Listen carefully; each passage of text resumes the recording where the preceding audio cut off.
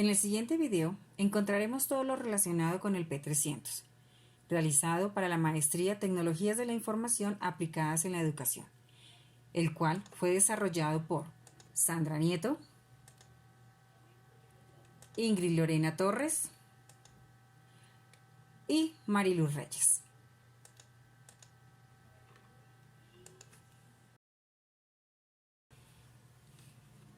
Bueno, comencemos entonces en este momento con el electroencefalograma. Esta es la exploración neurofisiológica que se basa en el registro de la actividad bioeléctrica cerebral en condiciones basadas en reposo. Consiste en registrar mediante electrodos las corrientes eléctricas que se forman en las neuronas cerebrales y que son la base del funcionamiento del sistema nervioso.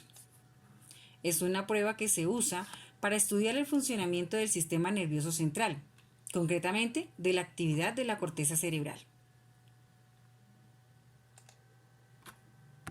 Hagamos un recorrido por los eventos más importantes de la encefalografía. Encontramos primero que la observación de estímulos cerebrales con corrientes galvánicas las realizó Hitzig y Frisch. Estas pruebas las hicieron en cerebros de los perros. Enseguida, encontramos en 1870 la primera publicación sobre la excitabilidad eléctrica en el cerebro. Esta la realizó Hitzig. Dentro de las siguientes fechas importantes encontramos la de 1875, en la cual se hizo el descubrimiento de que el cerebro producía energía. La realizó Richard Coughton.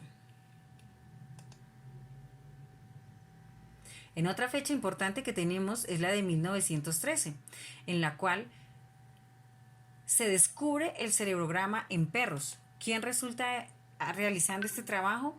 Proudush y Nemingki. En 1928 se desarrolla el método de encefalograma, realizado por Hans Berger. Y por último, tenemos dentro de las fechas 1934, en la cual los señores Adrian y Matthews hicieron la verificación del ritmo de Berger. Veamos entonces el funcionamiento de un encefalograma. El encefalograma se aprovecha de las corrientes producidas en la corteza cerebral como consecuencia de la actividad cerebral y que pueden ser registradas por medio de la colocación de electrodos en el exterior del cráneo. No es invasivo. Estos electrodos convierten las corrientes iónicas en corrientes eléctricas de bien, con el uso de algún gel conductor o del recubrimiento de los electrodos con plata o algún derivado químico, como el cloruro de plata. La señal eléctrica resultante pasa por un amplificador y se representa en función del tiempo. El resultado de esta exploración permite evidenciar dicha actividad cerebral y es utilizada con diferentes propósitos, tales como diagnósticos médicos, y ampliamente empleada en la investigación en neurociencia, en la psicología cognitiva, en la psicofisiología y en la neuroergonomía. Existen funciones conscientes e inconscientes del cerebro, y con esta técnica se puede medir las fluctuaciones del voltaje o potencial eléctrico causada por una cantidad de neuronas. La señal EEG se puede estudiar desde dos puntos de vista diferentes, bien dentro del dominio del tiempo o bien desde la representación de frecuencia. Atendiendo al espectro de la onda cerebral, se puede ser dividida en diferentes ritmos cerebral. Por otro lado, si se estudia su comportamiento a lo largo del tiempo, el concepto de potencial evocado y los diferentes tipos que pueden aparecer cobra especial importancia. Las ondas poseen amplitudes que van desde los 10 milivoltios en registros sobre el córtex a 100 milivoltios en la superficie del cuero cabelludo. Las frecuencias de esas ondas se mueven entre 0.5 y 100 Hz y dependen mucho del grado de actitud del corteza cerebral. En estas ondas encontramos las ondas alfa, beta y gamma. La mayoría de las veces estas ondas No poseen ninguna forma determinada. En algunos son ritmos normales que suelen clasificarse en ritmos de A, B, Q y D. En otras poseen características muy específicas de patologías cerebrales como la epilepsia. Como seres vivos que somos dotados de sistema nervioso, los humanos recibimos multitud de estímulos de nuestro entorno que son percibidos por nuestros sentidos. Desde los órganos de nuestros sentidos, estos estímulos son enviados en forma de impulsos nerviosos a nuestro cerebro, donde son interpretados y se les otorga un significado. La conducción y transmisión de estos impulsos nerviosos, que mediante reacciones neuroquímicas tienen lugar en las neuronas, células del sistema nervioso, se convierten en señales o impulsos eléctricos. Pueden ser medidas y registradas mediante técnicas como el encefalograma. En determinadas situaciones, la transmisión de esos impulsos nerviosos puede estar enlentecida o desaparecida, lo que indica la existencia de alguna enfermedad o alteración patológica. Estas alteraciones se pueden estudiar y diagnosticar mediante una técnica conocida como potenciales evocados. Los potenciales evocados son técnicas neurofisiológicas mediante las que se registra la respuesta del cerebro a diferentes estímulos sensitivos provocados. De ahí el término evocados, es decir, llamados o provocados, de manera intencionada. Según el estímulo que se utiliza, los potenciales evocados pueden ser visuales, por ejemplo, mirar en un cuadro o recibir fogonazos luminosos. También tenemos la parte auditiva, que sería escuchar sonidos a través de auriculares o estímulos muy cortos sonoros. Por último, tenemos la parte somatosensorial o táctil, que es la aplicación de estímulos eléctricos en las proximidades de los nervios que se pretenden explorar, en este caso pies y manos. Otra categoría serían los potenciales evocados cognitivos, que registrarían las respuestas a ejercicios de atención. Cada uno de estos tipos de estímulo genera un tipo específico de onda, de manera que si el tipo de onda registrada en la prueba no coincide con el patrón que le corresponde, quiere decir que hay alguna alteración en la vía nerviosa y por lo tanto alguna enfermedad. Merton y Morton en 1980 descubrieron por primera vez que era posible estimular a través del cráneo intacto la vía motora piramidal, mediante impulsos eléctricos proporcionados por un estimulador de diseño especial, con baja impedancia de salida.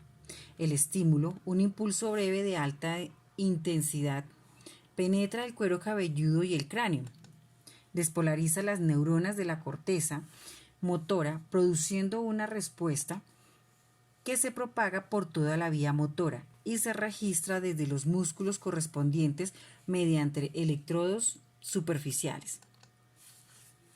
El estímulo eléctrico aplicado al cuero cabelludo sobre las áreas motoras de la mano o de la piel se origina muy cerca de la corteza motora, desde la cual se activan impulsos que viajan diferentes vías, de las cuales la principal es el tracto cónico espinal.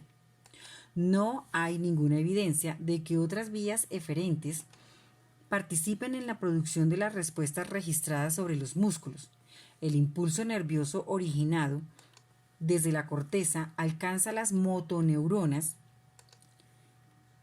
de la médula espinal, viajando a través del fascículo cónico espinal lateral. También es posible estimular las vías motoras directamente sobre la médula espinal a través de la piel, registrando sus respuestas directamente sobre los músculos de las extremidades.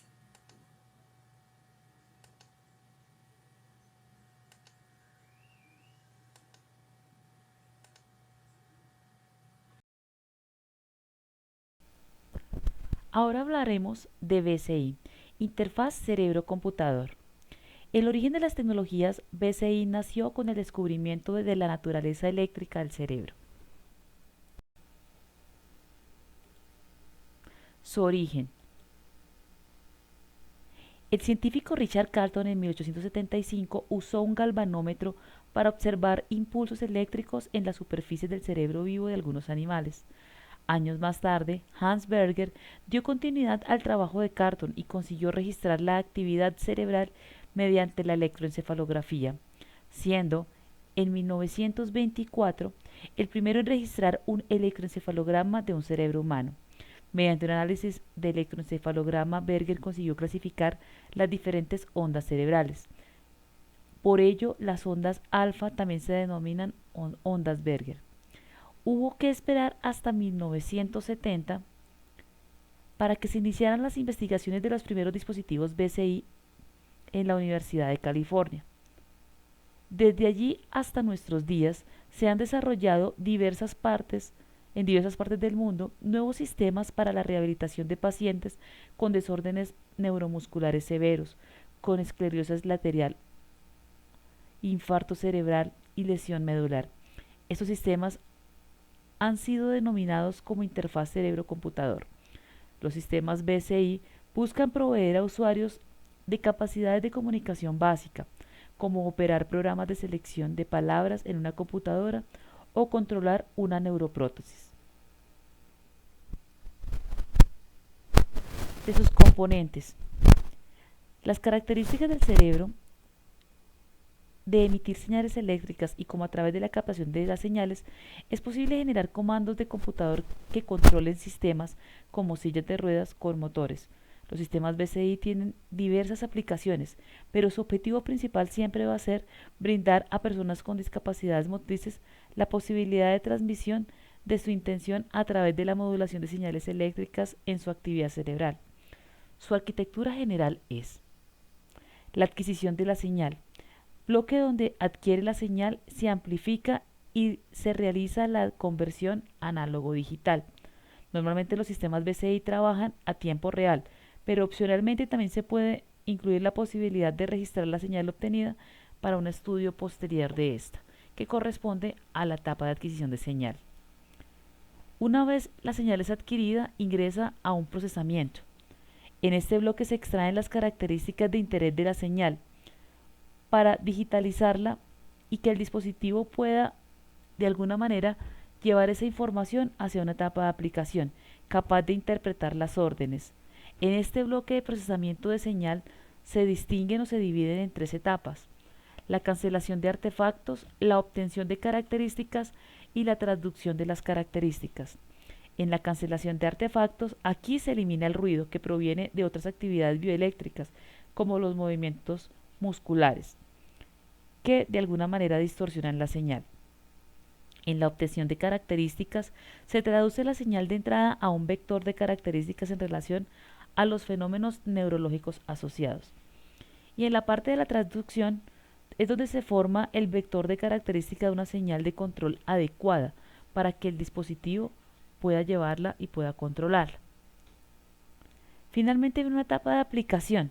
Es el bloque en el que recibe la señal, que es en esta parte, de control y realiza las acciones correspondientes en el dispositivo a través del controlador del mismo.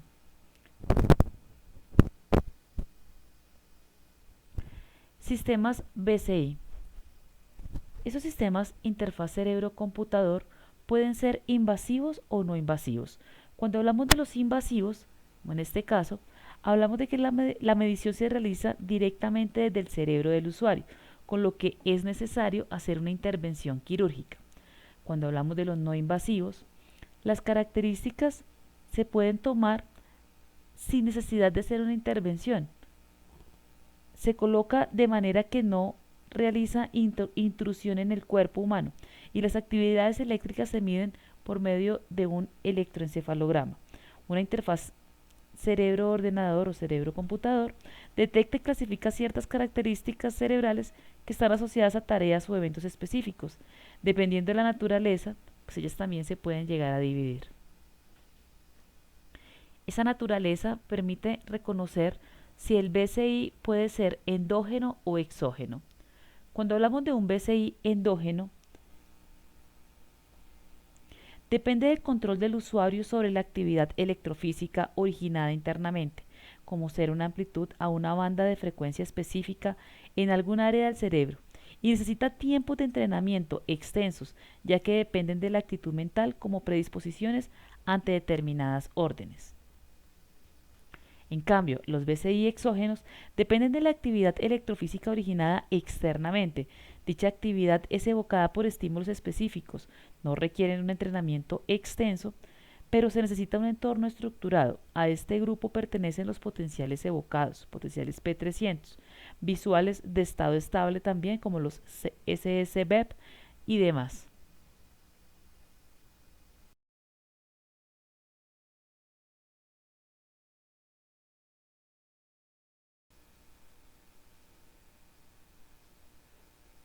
Ahora hablemos de P300. ¿Qué es una onda P300? Es un potencial evocado la cual se obtiene con una técnica no invasiva, que aparece en la región parietal y central de la corte cerebral. No necesita demasiado tiempo de entrenamiento y se logra elevados porcentajes de precisión. Pero ¿cómo está compuesta? Como cualquier estímulo evocado P300 se produce mediante corrientes eléctricas en el cerebro y se debe evocar utilizando un estímulo provisto de alguna de las modalidades sensoriales, utilizando los distintos potenciales inhibidores y excitadores posinápticos de múltiples neuronas crean estas corrientes, y de este modo se puede discutir el origen del potencial respecto a los efectos que tienen los neurotransistores como resultado de un estímulo que se genera, el cual permite dar una onda positiva unos aproximadamente 300 milisegundos después, tal como se muestra en esta figura.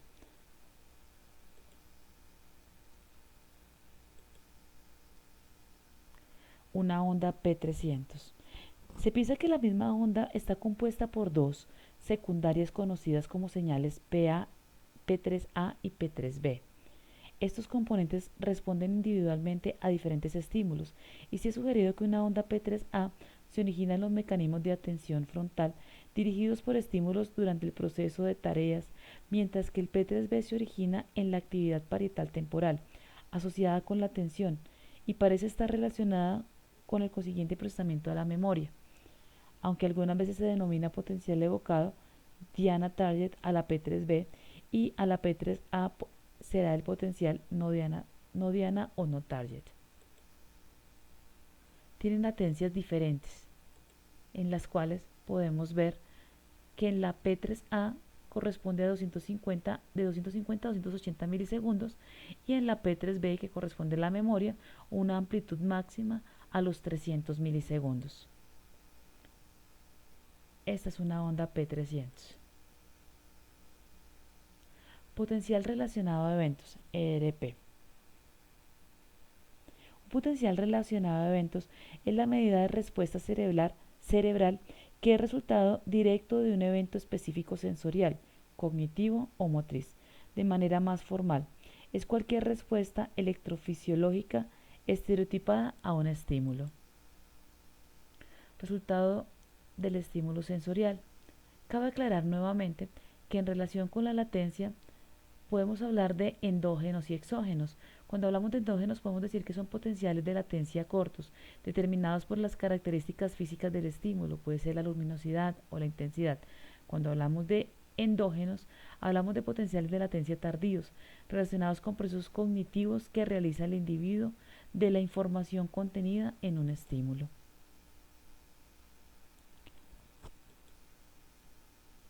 Pasemos a P300 Speller. De esta imagen podemos reconocer las primeras etapas.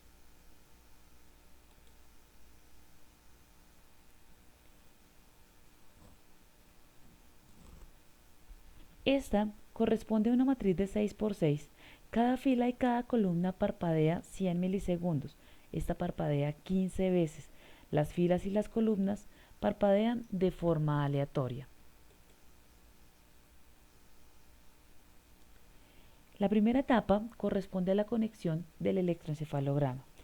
Esta conexión corresponde a un sistema 10-20 para este caso. Este método determina la distancia entre los electrodos de forma porcentual, de ahí el nombre 10-20, ya que los electrodos están separados entre sí por un 10 o un 20% de una distancia determinada. La razón de utilizar porcentajes en vez de longitud es del hecho de que el tamaño del cráneo varía de una persona a otra. Dependiendo del potencial evocado a registrar, se genera una principal atención en los electrodos que registren los cambios significativos al sistema. La imagen muestra los principales electrodos a tener en cuenta en un potencial evocado visual.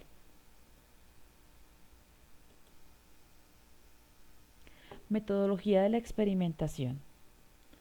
Esta metodología se puede determinar de la siguiente manera. Adquisición de señales. Aquí podemos encontrar los siguientes vectores. Son los electrodos, por ejemplo, que son los dispositivos que están conectados al cerebro. Los símbolos de la matriz, que permiten desarrollar o determinar cuál es la letra que se desea o cuál es la letra en la que se va a enfocar la persona para el P300 Speller. Detección de la onda P300 y por último la letra objetivo. En el procesamiento tenemos las etapas de filtrado, eliminación de todos los artefactos, normalización de la señal y por último una segmentación. Cuando hablamos de la extracción de las características, hablamos de preparar la señal para la clasificación y en ella hablamos de que pueden ser clasificaciones de tipo lineal o no lineal. Vamos a hablar del SSBEP. Hablemos del SSBEP, que corresponden a potenciales evocados visualmente en estado estacionario. En pocas palabras, en un sistema BCI basado en SSBEP se muestra un estímulo visual que varía a una frecuencia fija y que genera un aumento de la actividad de dicha frecuencia en la parte occipital del cerebro. Cuando el usuario concentra su mirada en el estímulo, por tanto, se puede detectar si el usuario presta o no atención al estímulo al mirar la actividad en la frecuencia correspondiente. Bajo este esquema se puede tener varios estímulos visuales oscilando en diferentes frecuencias, cada uno correspondiendo a un comando distinto, y el usuario puede prestar atención al estímulo correspondiente, al comando que quiere activar. Cuando en la parte occipital del cerebro se detecta un aumento en alguna de las frecuencias, los estímulos presentes entonces pueden inferir que el usuario quiere ejecutar el comando correspondiente. Las señales SSBEP también son estables por su fase, por lo que puede usar no solo una frecuencia en los estímulos, pero con diferente fase. Al usuario mirar un estímulo se da un aumento de la frecuencia definida y el comando se determina simplemente calculando la fase. Ahora, hablemos del SSBEP optimizado. Se crea con el objetivo de mejorar el rendimiento, la precisión y la velocidad, demostrando que la ortografía mejora en aplicaciones BCI basados en SSBEP. Para eso se tomó en cuenta aumentar el número de elementos que se presenten dentro de la matriz, mejorar la precisión de la ortografía, el análisis canónico en correlación al CSA y la combinación de energía mínima. Para mejorar la precisión de la ortografía, se propusieron varios métodos de procesamiento de señales, tales como el CSA y la combinación de energía mínima, que han dado mejores resultados de reconocimiento que el análisis de potencial de densidad espectral, que es un método tradicional para el reconocimiento SSBEP. Mejorar la velocidad de la ortografía. Para eso se introdujo un paradigma RC.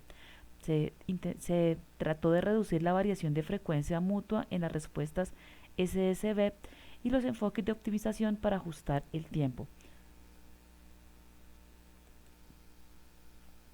Resultados obtenidos. Mejora el rendimiento en función de tres aspectos: optimización dinámica contra la optimización fija, CSA, RB versus CSA y el tiempo real. Esto hubo cambios significativos dentro del estudio que lograron disminuir la velocidad para trabajar ortografía, lo que reduce en tiempo medios necesarios para una selección sin aumentar significativamente el número de fallas. Entonces, ¿cuáles fueron los resultados?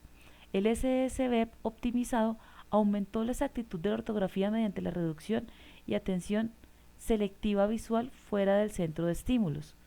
También logró el CCA-RB superar al método CCA por la disminución de variación entre frecuencias del SSB. Y por último, una realimentación en tiempo real también aumentó la exactitud de la ortografía. Por eso tenemos un SSB totalmente optimizado en este estudio.